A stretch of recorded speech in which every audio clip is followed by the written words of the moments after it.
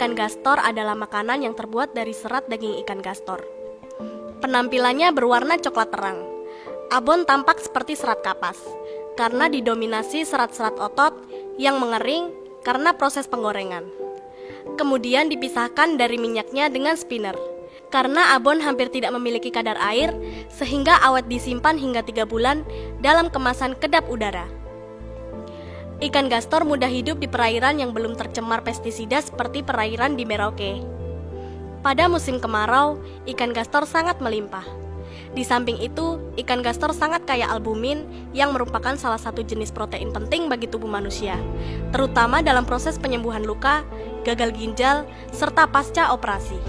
Hal inilah yang menjadikan ikan gastor dipilih sebagai bahan baku pembuat abon di Teknopark Noken, SMK Negeri 1 Tanah Miring.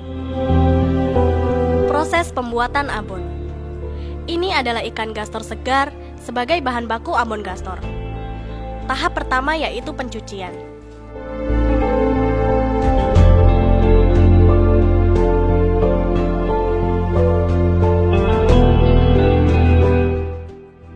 Tahap kedua yaitu pengukusan.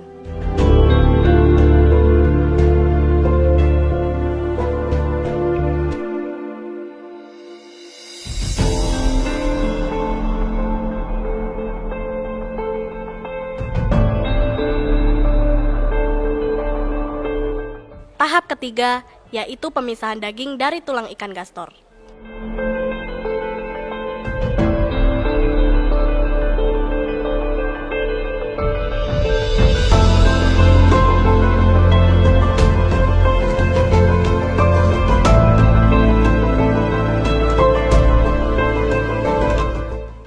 Setelah dipisahkan dari tulangnya, daging ikan gastor kemudian dimasukkan ke dalam mixer suwir.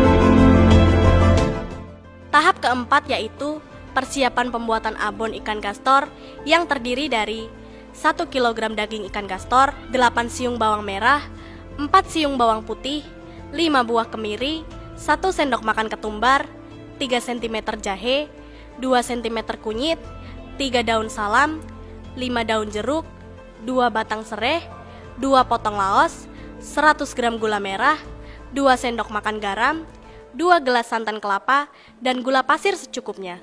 Bumbu yang sudah dihaluskan ditumis hingga harum. Setelah harum, masukkan santan, gula merah, gula pasir, dan garam. Setelah mendidih, masukkan daging ikan gastor. Aduk hingga meresap. Kemudian goreng sampai kecoklatan. Setelah itu, masukkan ke dalam spinner untuk memisahkan minyaknya.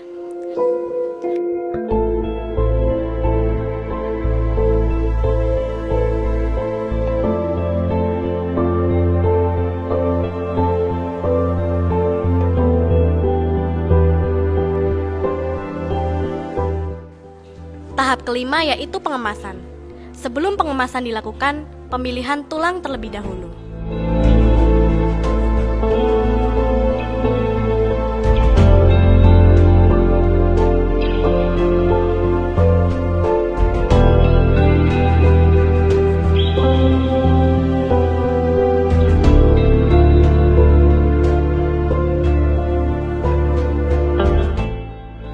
Selanjutnya penimbangan.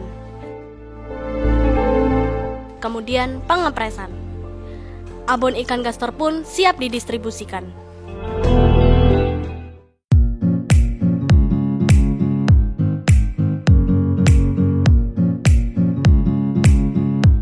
Keripik pisang rasa coklat dan rasa nangka berasal dari pisang khas Merauke, Papua, yaitu pisang kepok. Pisang kepok memiliki kandungan karbohidrat yang cukup tinggi dan mempunyai rasa yang enak. Keripik pisang rasa nangka terbuat dari ekstrak nangka asli yang dicampur dengan gula hingga membentuk larutan pekat. Bahan-bahan untuk membuat keripik pisang antara lain pisang, gula pasir, nangka atau perisa nangka, coklat, air, dan minyak goreng. Cara pembuatan keripik pisang yang pertama adalah pengolahan pisang. Pertama-tama, potong pangkal ujung pisang.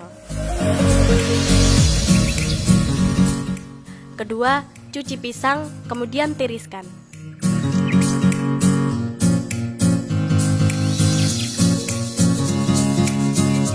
Ketiga, kupas pisang.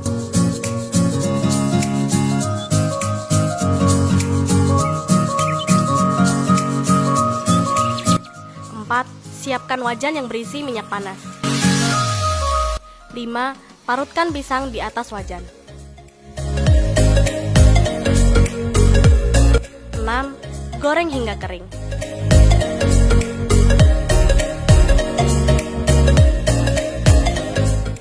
7. Tiriskan.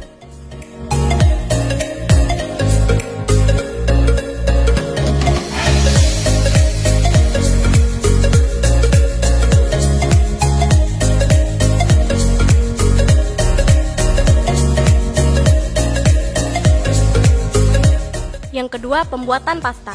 Pertama-tama, rebus air sampai mendidih. Kedua, masukkan gula pasir.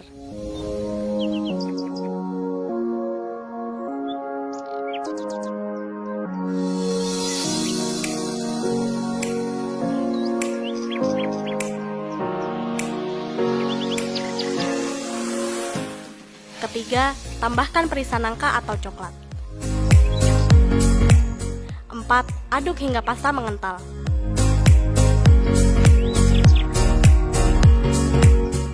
Dan yang kelima, angkat dan tiriskan.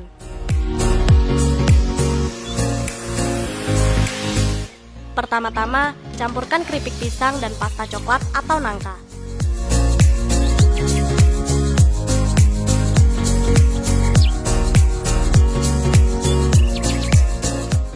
Kedua, aduk hingga pasta merata pada keripik pisang.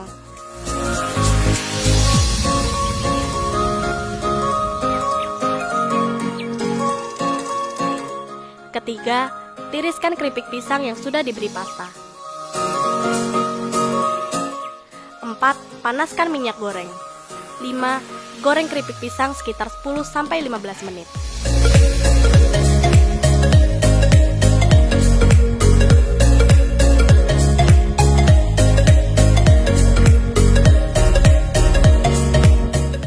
Dan yang keenam, angkat dan tiriskan.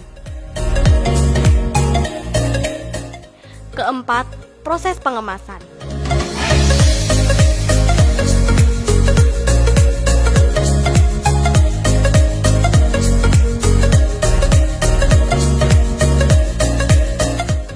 Pertama-tama, masukkan dalam kemasan. 2. Timbang keripik pisang rasa nangka atau coklat 100 gram per kemasan. Dan yang terakhir, proses perekatan. Keripik pisang pun siap didistribusikan.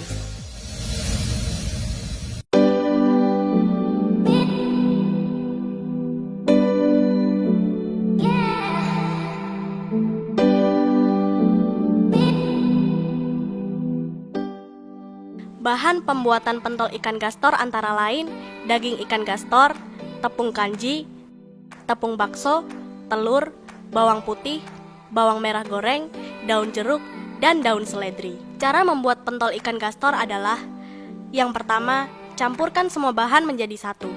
Kedua, giling sampai halus.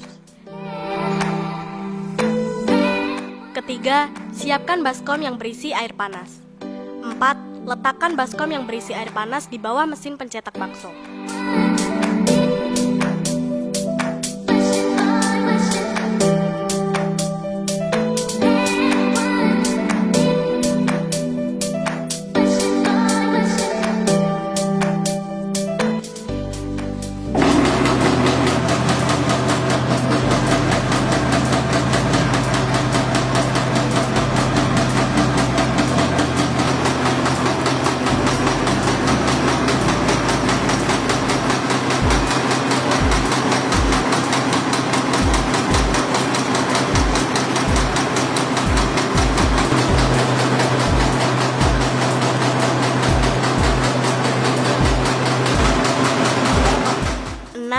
Masukkan pentolan bakso ke dalam dandang rebusan bakso.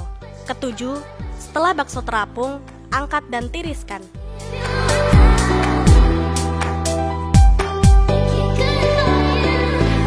Kedelapan, setelah bakso bersuhu ruangan, maka akan masuk ke proses penimbangan dan kemudian masuk ke proses pengemasan.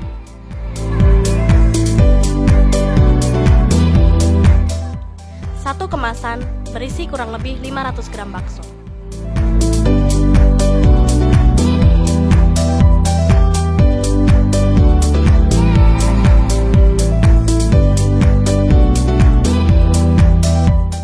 Pentol ikan gastor siap didistribusikan.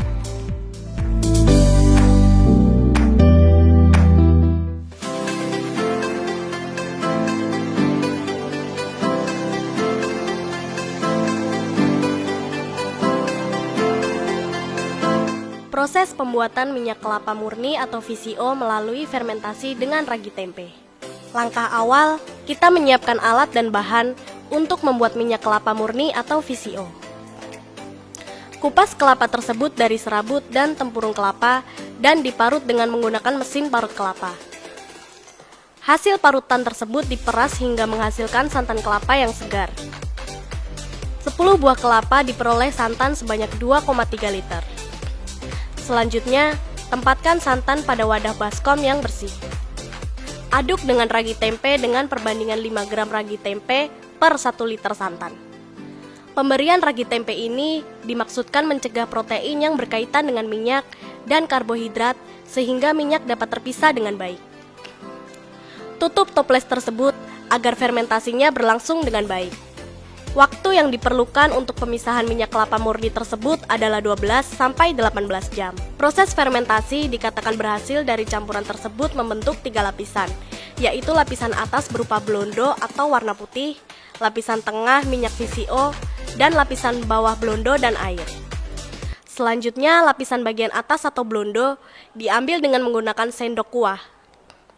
Langkah berikut, kita sedot minyak kelapa yang berwarna bening tersebut dengan menggunakan selang.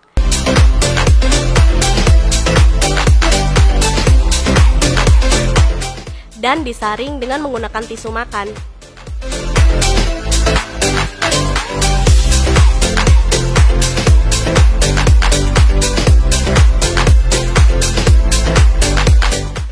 Masukkan hasil saringan tersebut ke botol yang telah disiapkan.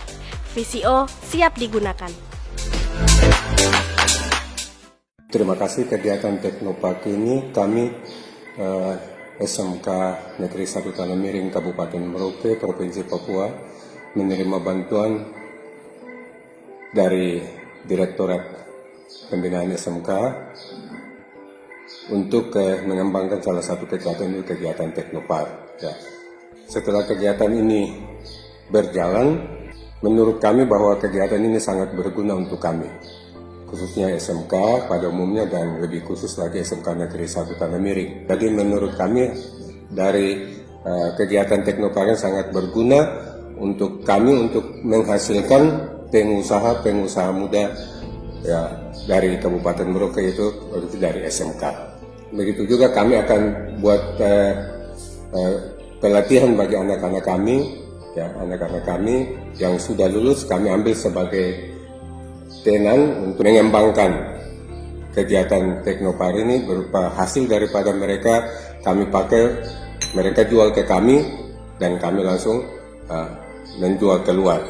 Ya. Dari kegiatan ini kami bentuk pengurus pengurus ya, Teknopar ya, yang ada di samping saya ini Bapak Simon dari sekolah, kami tunjuk sebagai ketua Teknopar SMK Negeri 1 Tanah Miring.